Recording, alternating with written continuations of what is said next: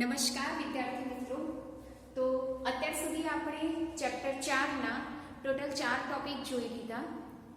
Lorentz બળ, ચુંબકીય બળ, સાયક્લોટ્રોન, તેનું કાર્ય, તેની રચના, તેનો સિદ્ધાંત, તેના ઉપયોગો વગેરે અને ચુંબકીય ક્ષેત્રમાં વિદ્યુતભારની ગતિ. એટલે કે સમાન ચુંબકીય ક્ષેત્રમાં જો તમે વિદ્યુતભાર લંબ રૂપે નાખો તો એ વિદ્યુતભારનો ગતિપથનો માર્ગ કેવો થઈ જશે? વર્તુળાકાર. જો સમાંતર કે પ્રતિ સમાંતર નાખો તો એનો ગતિપથનો આકાર કેવો થઈ જશે? રેખીય ગતિ કરશે. અને જો ન સમાંતર ના પ્રતિ સમાંતર કે ન લંબ હોય, ત્રણેયમાંથી એક પણ ખૂણો ના બનતો હોય તો એ વખતે એ જે વિદ્યુતભારિત કણ છે એ કણનો ગતિપથનો માર્ગ કેવો થઈ જાય છે? હેલિકલ. અને હેલિકલ માટે આપણે બે પીક વચ્ચેનું અંતર એટલે કે પેચ અંતર બી આપણે શોધ્યું. હવે આજના લેક્ચરમાં આપણે આગળનો ટોપિક જોઈશું, ટોપિક નંબર 4.5, બાયો સાવરનો નિયમ.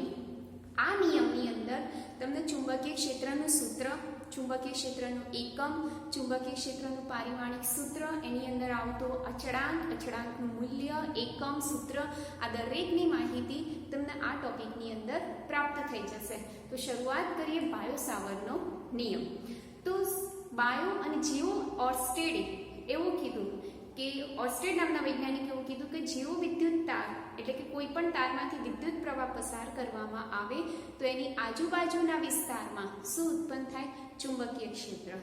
તો આ ચુંબકીય ક્ષેત્ર કેટલા પ્રમાણમાં કેટલું ઉત્પન્ન થશે અને તેનું ગાણિતીય સૂત્ર કેવી રીતે દર્શાવી શકાય એ બાયો અને સાવર નામના વૈજ્ઞાનિકે આપ્યું. એનો નિયમ જોઈએ તો જુઓ, આ જે બાયો સાવરનો નિયમ છે એ એક તાર માટે આપ્યો. આ તાર આવી રીતના ધારો કે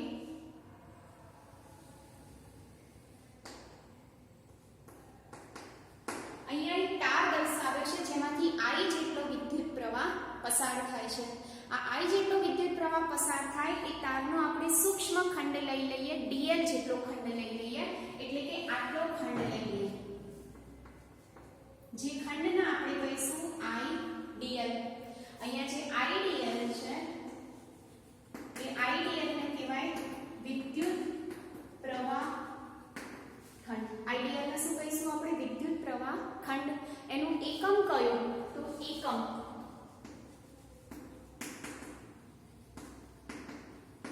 તો I નું એકમ એમ્પિયર, dl નું એકમ મીટર. એટલે MCQ માં પૂછાય કે વિદ્યુત પ્રવાહ ખંડનો એકમ કયો? તો એમ્પિયર ઇન્ટુ મીટર.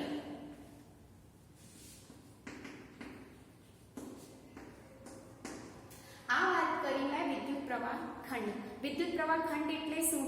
કે તારનો કોઈ પણ ખંડ અને તેમાંથી પસાર થતો પ્રવાહના ગુણાકારને વિદ્યુત પ્રવાહ ખંડ કહેવાય છે. હવે આ વિદ્યુત પ્રવાહ ખંડથી r જેટલા અંતરે કોઈ બિંદુએ મારે શું શોધવું છે? ચુંબકીય ક્ષેત્ર. કારણ કે ઓર્સ્ટેડે તેમ કીધું કે કોઈ તારમાંથી વિદ્યુત પ્રવાહ પસાર કરવામાં આવે તો એની આજુબાજુના વિસ્તારમાં શું ઉત્પન્ન થાય? ચુંબકીય ક્ષેત્ર.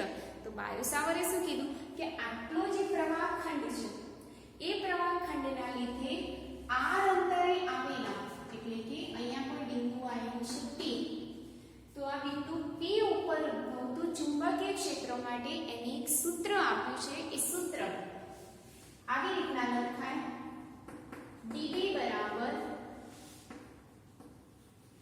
IDL sin થીટા ભાગ્યા r સ્ક્વેર. આ સૂક્ષ્મ ખંડના લીધે ઉદ્ભવતું સૂક્ષ્મ ચુંબકીય ક્ષેત્ર જેની અંદર IDL વિશે તો તમે જોયું શું છે? વિદ્યુત પ્રવાહ ખંડ. r એટલે બંને વચ્ચેનું અંતર, રહ્યું એ થીટા. તો થીટા એ IDL અને r વચ્ચેનો ખૂણો છે. કોની વચ્ચેનો? IDL અને r વચ્ચેનો ખૂણો છે. જનરલી આ ખૂણો કેટલાનો રહેતો હોય છે? 90 ડિગ્રીનો રહેતો હોય છે. હવે આગળ જોઈએ, એનું થોડું સ્વરૂપ વધારીએ. ઉપર નીચે r વડે ગુણવું અને r વડે ભાગવું તો શું થાય?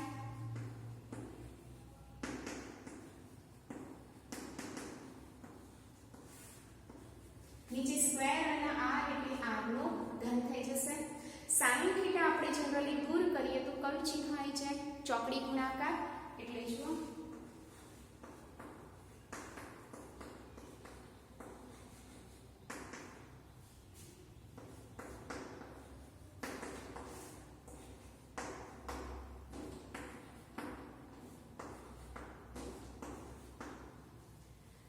જો ફરીથી બાયો-સાવર્ટના નિયમે શું કીધું છે કે જે સૂક્ષ્મ ખંડના લીધે ઉદ્ભવતું ચુંબકીય ક્ષેત્ર છે 3 વસ્તુ ઉપર આધાર રાખે છે. નંબર 1 કે IDL ના સમપ્રમાણમાં, નંબર 2 sin થીટાના સમપ્રમાણમાં અને નંબર 3 r² ના વ્યસ્ત પ્રમાણમાં. એટલે 3 વસ્તુ આવી ગઈ આપણી પાસે. એ ત્રણેય વસ્તુઓને કમ્બાઈન કરી અને એને એક સૂત્ર આપ્યું અને સૂત્ર આપણે આટલે સુધી પહોંચ્યા. આ ચલે છે ને આપણે દૂર કરી અને શું મૂકવાનો છે? અચળાંક. એ અચળાંક કયો? તો જુઓ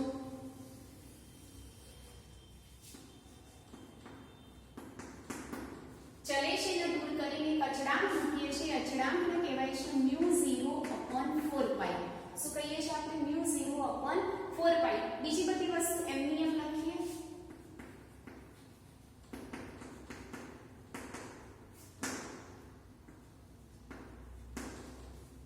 તો આ સૂત્ર આપણું થયું બાયો-સાવર્ટે આપેલા ચુંબકીય ક્ષેત્રનું સૂત્ર. જ્યાં μ0 શું છે? જ્યાં μ0 બરાબર શૂન્યાવકાશની પરમિએબિલિટી.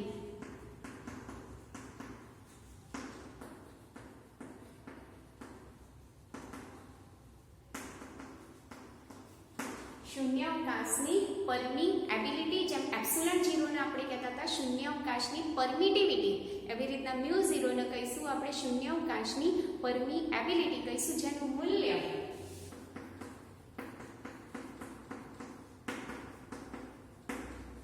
4π × 10⁻⁷ SI. આ તમારે યાદ રાખવાનું છે. એનું એકમ જોઈ લઈએ.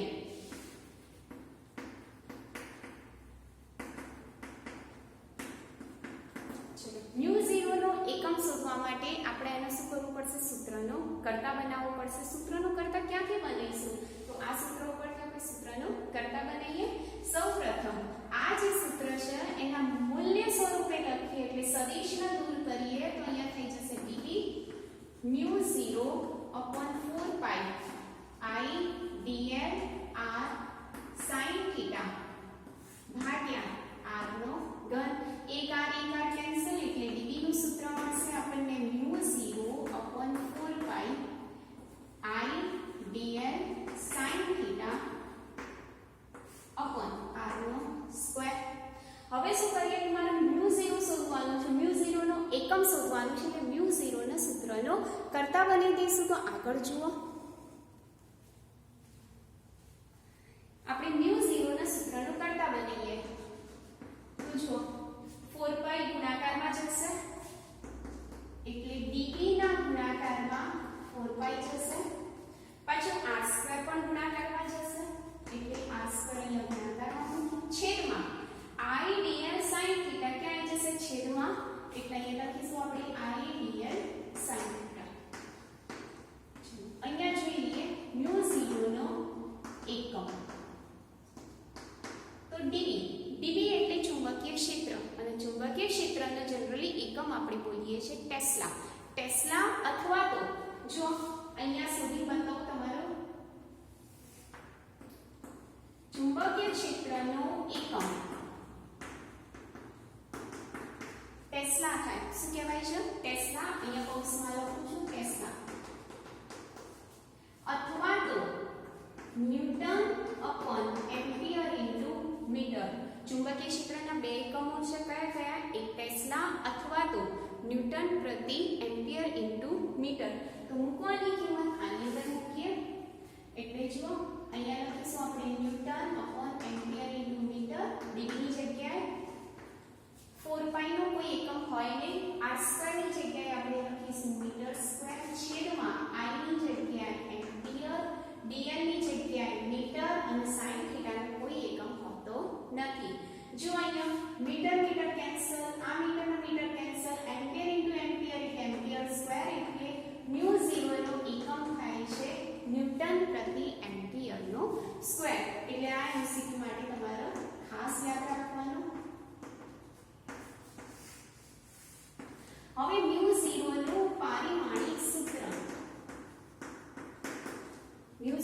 પારિમાણિક સૂત્ર. તો ન્યૂટનનું પારિમાણિક સૂત્ર થાય છે 112, એટલે આપણે એમાં થાય m1 l1 e-2 ampere square એટલે a ની +2, a ની +2 ઉપર આવે એટલે -2 થાય, એટલે પારિમાણિક સૂત્ર થાય 11 22, એટલે μ0 નું આ પારિમાણિક સૂત્ર. હવે b નો એકમ ટેસ્લા અથવા તો ન્યૂટન પ્રતિ એમ્પિયર ઇન્ટુ મીટર. તો b નું પારિમાણિક સૂત્ર જોઈએ. ચલો ન્યૂટનનું પારિમાણિક સૂત્ર 112, એમ્પિયર એટલે a1 અને મીટર એટલે l1. l1 અને l1 કેન્સલ થશે એટલે પારિમાણિક સૂત્ર બનશે m1 l0 t-2 a-1, એટલે કે μ0 નું પારિમાણિક સૂત્ર 1122 થાય, જ્યારે ચુંબકીય ક્ષેત્ર B નું પારિમાણિક સૂત્ર 1021 થાય. બંનેમાં પહેલા બે પ્લસ પછીના બે માઈનસ. તો આખી વાત કરીએ આપણે ચુંબકીય ક્ષેત્ર વિશે કે ગમે ત્યારે ચુંબકીય ક્ષેત્રની તમારે દિશા શોધવી હોય તો જમણા હાથના અંગૂઠાનો નિયમ આપણે વાપરવો પડે. અર્થાત શું કે જો વિદ્યુત પ્રવાહ અંગૂઠાની દિશામાં હોય તો આ જે આંગળીઓની દિશા છે એ શું બતાવે છે? ચુંબકીય ક્ષેત્ર. અને જો વિદ્યુત પ્રવાહ આંગળીઓની દિશામાં હોય તો અંગૂઠો શું બતાવે? ચુંબકીય ક્ષેત્રની દિશા. એટલે ખાસ પૂછાય કે ચુંબકીય ક્ષેત્રની દિશા આપણે કયા નિયમની મદદથી શોધી શકાય? તો જમણા હાથના અંગૂઠાના નિયમની મદદથી. હવે આપણે આગળનો ટોપિક જોઈશું જે તમારી થિયરી ખૂબ જ અગત્યની છે, એ છે વર્તુળાકાર રિંગના કારણે ઉદ્ભવતું ચુંબકીય ક્ષેત્ર શોધો.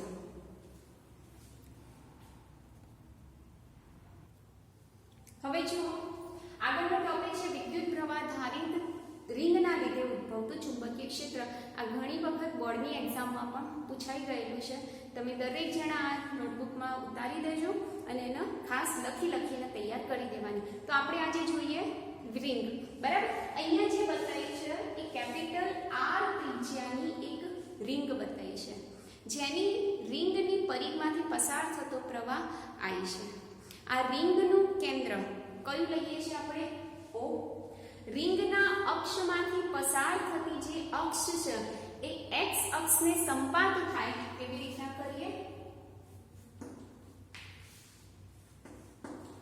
હવે જો રિંગનો આ કોઈ ખંડ લઈએ, વિદ્યુત પ્રવાહ ધારિત ખંડ આઈડિયલ. આ જે કેન્દ્ર છે એ કેન્દ્રથી x જેટલા અંતરે કોઈ બિંદુ રહેલું છે, બિંદુ P. આજે કેન્દ્રથી x જેટલા અંતરે આપણે શું રહેલું છે? એક બિંદુ P. એ બિંદુ P પાસે આપણે કુલ ચુંબકીય ક્ષેત્ર શોધવાનું છે. હવે આખી રિંગના લીધે બિંદુ P પાસે ઉદ્ભવતું ચુંબકીય ક્ષેત્ર શોધીએ એ પહેલા આપણે શું કરીએ? સૂક્ષ્મ ખંડો લઈ અને સૂક્ષ્મ ચુંબકીય ક્ષેત્ર શોધી નાખીએ. પછી બધા જ સૂક્ષ્મ ચુંબકીય ક્ષેત્રનો આપણે સરવાળો કરી દઈએ તો કુલ ચુંબકીય ક્ષેત્ર આપણને મળી જાય. તો આપણે આટલો ખંડ લઈએ છીએ જેના કારણે મળતું ચુંબકીય ક્ષેત્ર કેટલું? dB. કેટલું મળશે? સૂક્ષ્મ ખંડના લીધે ઉદ્ભવતું ચુંબકીય ક્ષેત્ર dB. આ ખાસ ધ્યાન રાખજો. હવે જો આ ખૂણો આપણે બતાવીએ છીએ થીટા, તો આ જે ખૂણો છે આ ખૂણો બી આપણો કેટલો થશે? થીટા. જેની સાથે ખૂણો બનાવો એ કયો ઘટક થશે? dB cos theta. અને જેની સાથે ખૂણો નહીં બનાવો એ કયો ઘટક થશે? dB sin theta. બરાબર. સેમ એવી રીતે નીચેનો ખંડ લઈ લઈએ આટલો, જેના લીધે બિંદુ P પર ઉદ્ભવતું ચુંબકીય ક્ષેત્ર કેટલું? dB. આમાં બી સેમ આ ખૂણો કેટલાનો બનાવે? થીટા. તો આ ખૂણો બી કેટલાનો? થીટા. તો dB બી કેટલા ખૂણા બનાવશે? જેની સાથે ખૂણો બનાવશે dB cos થીટા, અને જેની સાથે ખૂણો નહીં બનાવો એ કયો? dB sin theta. ખ્યાલ આવી ગયો? આકૃતિ ઉપરથી ખબર પડે છે. તો 2 dB લીધા, 1 dB ના 2 ઘટકો, બીજા dB ના 2 ઘટકો, એટલે ટોટલ ઘટકો આપણી પાસે કેટલા આવ્યા? 4. 2 dB sin થીટા અને 2 dB cos થીટા. આવી તો આપણે એક જ જોડ લીધી છે. જુઓ, સમજી લો. સામસામેની જોડ એવી તો ઘણી બધી પેર થઈ જાય, ઘણી બધી જોડી થાય. આપણે અત્યારે હાલ પૂરતું કેટલી જોડ લીધી છે? એક જોડ. બરાબર. હવે જો આટલું અંતર x, આટલું અંતર r, આ ખૂણો બનશે 90. 90 ની સામેની બાજુ આપણે શું કહીએ? કર્ણ. બરાબર. એટલે કર્ણ જેને આપણે કહીએ છીએ r, જેનું મૂલ્ય પાસેની બે બાજુઓના વર્ગોના સરવાળા જેટલું હોય છે, એટલે કે કર્ણનો વર્ગ એ બે બાજુઓના વર્ગોના સરવાળા જેટલું હોય છે, એટલે કે r બરાબર વર્ગમૂળમાં કેપિટલ R સ્ક્વેર વત્તા x સ્ક્વેર. આ વસ્તુ આપણી પાસે છે. હવે આપણે આગળ જોઈએ આકૃતિની ભૂમિતિ પરથી. તો જુઓ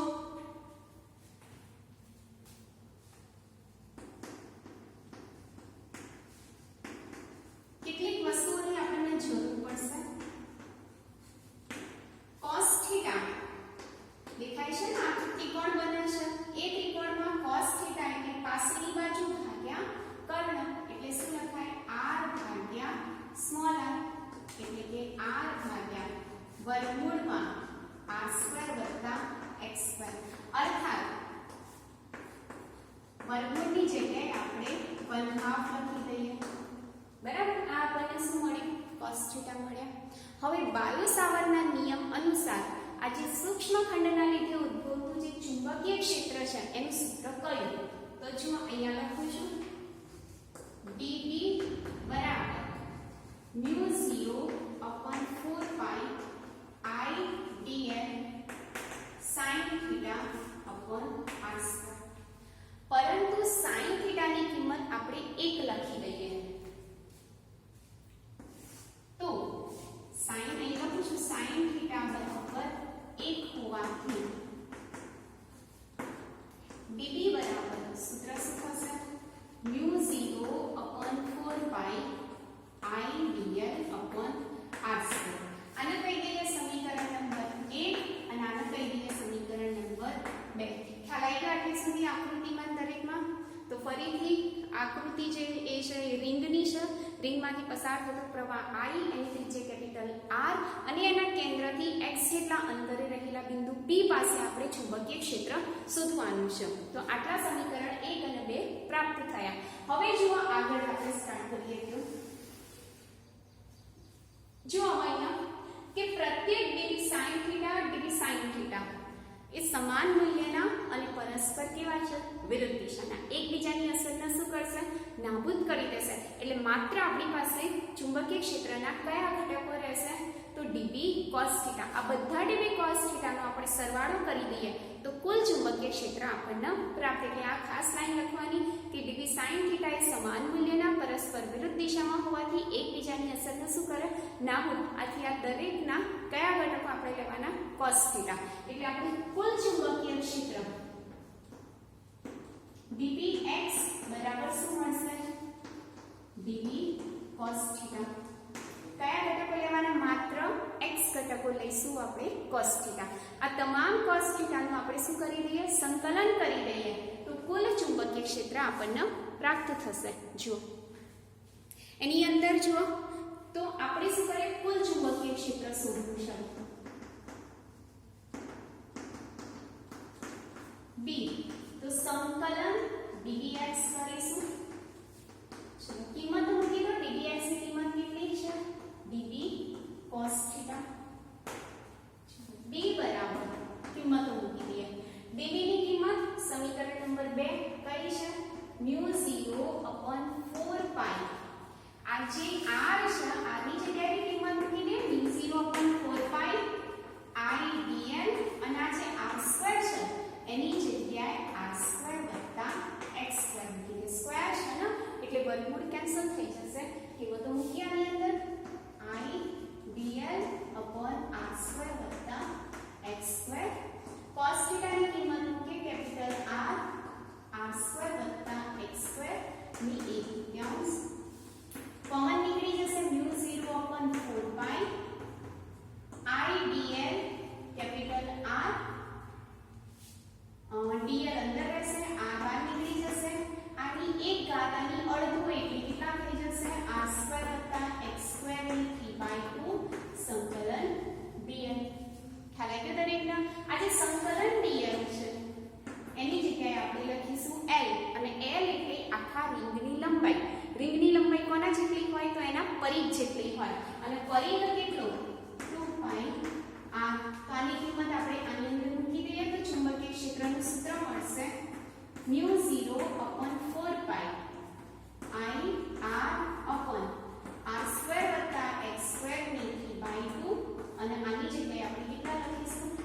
પાઈ આર. ઉપર નીચે પાઈ અને પાઈ કેન્સલ, તેનો છેદ ઉડશે એટલે આન્સર આવશે મ્યુ 0 I r² અપોન 2 કૌંસમાં r² વત્તા x² ની 3/2. તો આપણને પ્રાપ્ત થયું ચુંબકીય ક્ષેત્રનું સૂત્ર, એટલે કે r ત્રિજ્યાની રિંગથી x અંતરે રહેલા બિંદુ P પાસે ચુંબકીય ક્ષેત્ર શોધવાનું સૂત્ર. તો આ આપણે લઈ શકીએ. આના પરથી આપણે જુદા જુદા કિસ્સા જોઈ શકીએ છીએ. તો જો જુદા જુદા કિસ્સા કેવી રીતના શોધવાનું, તો આટલી આકૃતિ રફ કરાવું છું. જુઓ,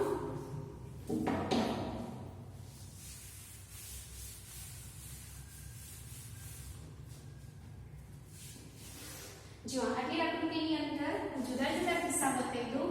જો આવી રિંગ એક છે, એવી બીજી રિંગ, ત્રીજી રિંગ, ચોથી રિંગ, પાંચમી રિંગ, એમ આખી આખો રિંગનો એક સમૂહ થઈ જાય, એટલે કે ટોટલ n લૂપ હોય, એટલે કે n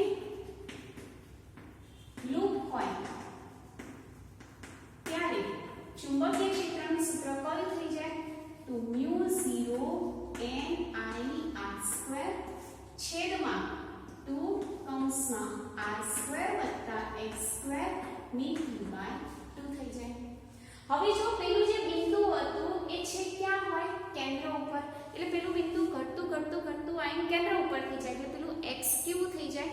0. એટલે આગળનો કિસ્સો, જો તે બિંદુ રિંગના કેન્દ્ર પર હોય, અર્થાત x બરાબર શું થઈ જાય? 0. તો આ સૂત્રની અંદર x ની જગ્યાએ આપણે કેટલા મૂકી દેવાના છે? 0. તો સૂત્ર થઈ જશે b બરાબર મ્યુ 0 n I r² છેદમાં 2. હવે આની કિંમત 0 એટલે r² ની 3/2 એટલે સ્ક્વેર સ્ક્વેર કેન્સલ, એટલે આગળ કેટલો થશે? ઘન. તો સૂત્ર કયું બનશે આપણી પાસે? Mu 0 n I r² cancel થઈ જશે છેદમાં 2r. આ મોસ્ટ ઇમ્પોર્ટન્ટ સૂત્ર જે દાખલામાં ઘણીવાર પૂછાયેલું છે, જે દાખલામાં ખૂબ જ અગત્યનું છે. અને એનાથી આગળ પેલું જે બિંદુ અનંત અંતરે જતું રહે, અનંત અંતરે એટલે પેલું જે x બહુ વધી જાય એટલે જો x is greater than r હોય તો b નું સૂત્ર કેવું લખવાનું કે x ની સાપેક્ષે r² ના તમારા અવગણી દેવાના. તો સૂત્ર કયું થશે? મ્યુ 0 n I r² છેદમાં 2x નો ઘન. તો આ પણ એક સૂત્ર તમારે યાદ રાખવાનું, એટલે એક જ સૂત્રના જુદા જુદા કિસ્સા તમે આ રીતના લખી શકો છો. અને આ થિયરી ખૂબ જ અગત્યની છે, દરેક જણાએ તૈયાર કરી દેવાની છે. તો આજના દિવસ પૂરતું આપણે આટલે સુધી રાખીએ છીએ. બંને થિયરી તમે લોકો તૈયાર કરી દેજો. પેલી થિયરી છે MCQ અને દાખલા માટે, આ થિયરી તમારે મોસ્ટ ઇમ્પોર્ટન્ટ બોર્ડની એક્ઝામની થિયરી માટે.